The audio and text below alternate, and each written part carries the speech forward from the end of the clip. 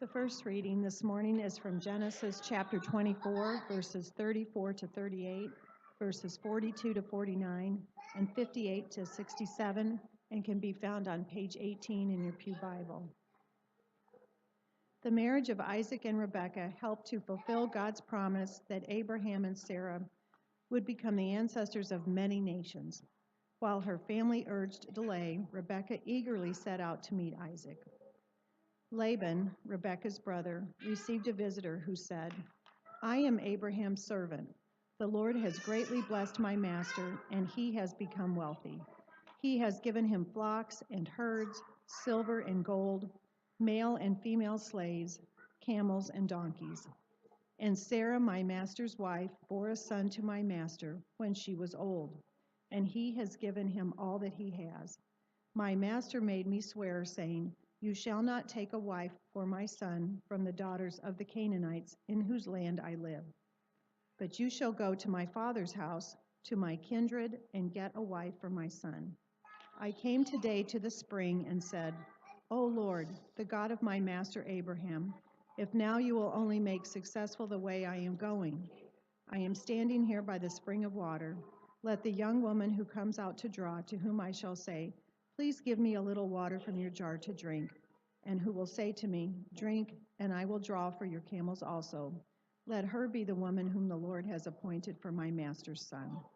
Before I had finished speaking in my heart, there was Rebekah coming out with her water jar on her shoulder, and she went down to the spring and drew.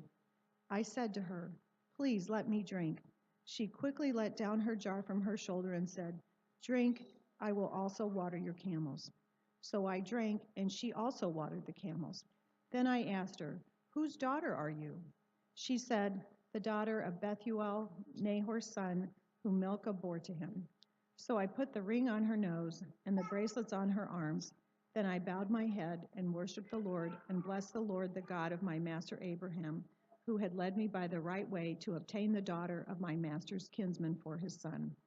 Now then, if you will deal loyally and truly with my master, tell me, and if not, tell me, so that I may turn either to the right hand or to the left."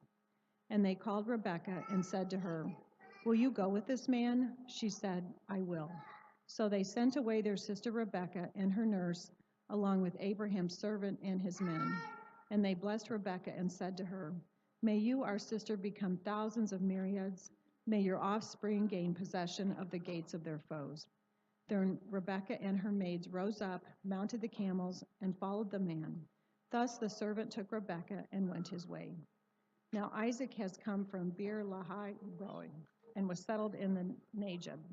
Isaac went out in the evening to walk in the field, and looking up, he saw camels coming. And Rebekah looked up, and when she saw Isaac, she slipped quickly from the camel and said to the servant, "Who is the man over there walking in the field to meet us?" The servant said, "It is my master." So she took her veil and covered herself.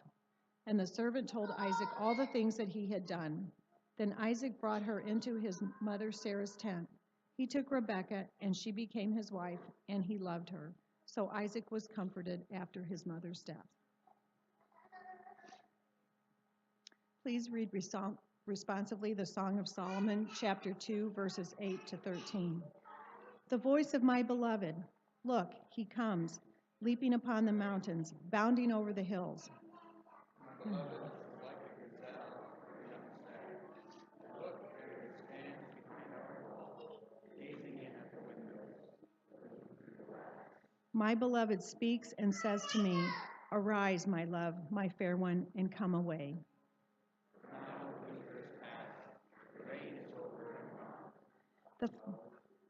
The flowers appear on the earth, the time of singing has come, and the voice of the turtle dove is heard in our land. When the vines are in blossom, they give forth fragrance. Arise, my love, my fair one, and come away.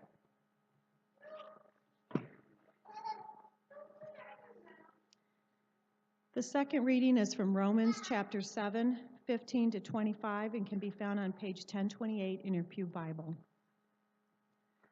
Life enslaved under sin is a catch-22 existence in which we know good but do not do it, and do things we know to be bad. Through Jesus Christ, God has set us free from such a futile existence. I do not understand my own actions, for I do not do what I want, but I do the very thing I hate. Now I do what I do not want, and I agree that the law is good. But in fact, it is no longer that I do it, but sin that dwells within me. For I know that nothing good dwells within me, that is, in my flesh. I can will what is right, but I cannot do it. For I do not do the good I want, but the evil I do not want is what I do. Now I do what I do not want. It is no longer that I do it, but sin that dwells within me. So I find it to be a law that when I want to do what is good, evil lies close at hand. For I delight in the law of God in my inmost self, but I want to see my members another law at war with the law of my mind, making me captive to the law of sin that dwells in my members. Wretched man that I am, who will rescue me from this body of death? Thanks be to God through Jesus Christ our Lord.